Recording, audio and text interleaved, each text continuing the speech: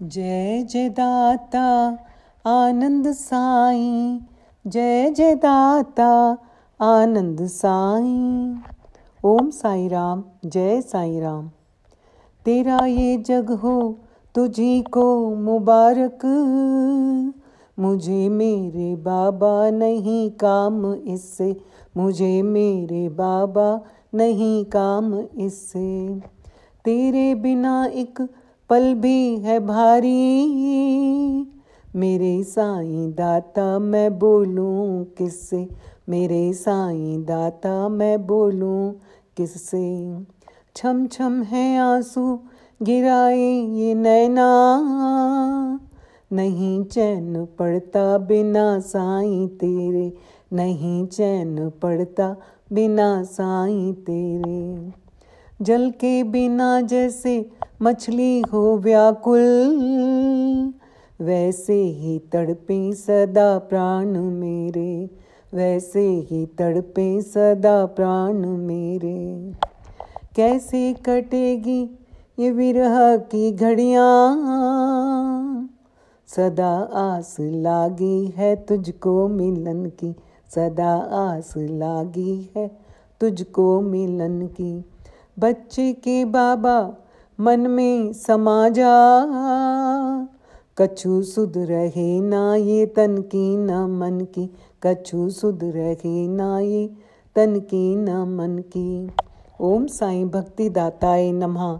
श्री साईं गीता श्लोक नंबर 380। श्री साईं गीता का ये भजन दिल को छू लेने वाला है।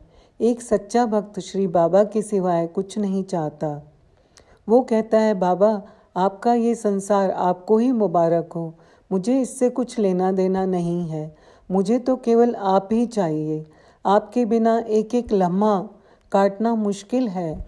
जैसे मछली पानी के बिना तड़पती है, वैसे ही मेरे प्राण आपके बिना तड़पते हैं। आपके मिलने में कितना वक्त है बाबा, आपसे ये दूरी कब तक रहेगी।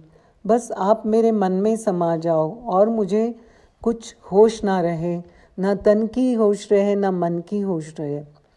आज मुझे एक भक्त की कहानी याद आ रही है, आप सबको सुनाती हूँ। वृंदावन में बिहारी जी की एक अनन्य भक्त थी, उनका नाम कांताबाई था। वो कान्हा जी को अपना लल्ला कहती थी, दिन रात उनकी सेवा और लाड प्यार करती थी। उसे दुनिया की कोई होश खबर नहीं थी। एक दिन की बात है, वो अपने कान्हा जी को विश्राम करवाकर खुद भी तनिक आराम करने लगी। तभी उन्हें जोर से हिचकी आने लगी। वो बेचैन हो गई। तभी कांताबाई की पुत्री उनके घर पर आई, जिसका विवाह पास के गांव में हुआ था। उसके आते ही कांताबाई की हिचकियाँ रुक गई। तब उन्होंने अपनी पुत्री को कहा कि वो कैसे हिचकियों से बेचैन हो गई थी।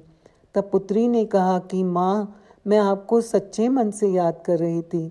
अब जब मैं आ गई हूँ तो आपकी हिचकियाँ बंद हो गई हैं। कांताबाई हैरान हो गई और पूछा, ऐसा भी होता है? तब पुत्री ने कहा, हाँ माँ, ऐसा ही होता है।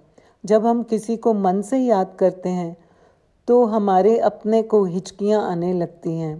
तब कांताबाई ने सोचा, मैं तो अपने ठाकुर जी को हर पल याद करती हूँ, यानी मेरा लल्ला को भी हिचकियाँ आती होंगी।